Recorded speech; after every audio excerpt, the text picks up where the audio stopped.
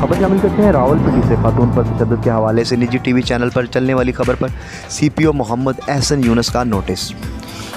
Police की मदय्यत में मुकदमा दर्ज। खातून पर तशद्दुद में मुलव्वस मर्द और औरत गिरफ्तार। मुल्ज़िमान की शनाख्त हसन और नाजिया के नाम से हुई।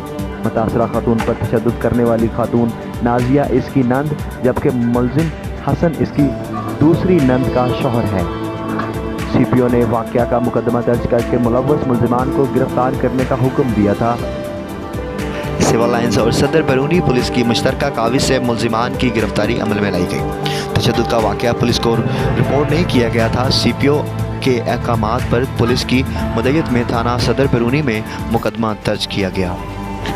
मुल्ज़िमान को ठोस शवाहिद के साथ चलान अदालत किया जाएगा। एसपी सदर खवातीन पर तशद्दुद किसी सूरत बर्दाश्त नहीं किया जा सकता। सीपीओ मोहम्मद एहसन यूनुस।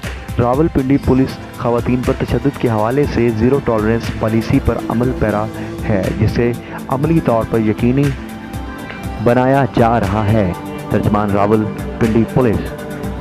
रिपोर्ट पेश कर रहे थे Malik Nadeem, division of bureau chief, Rawalpindi.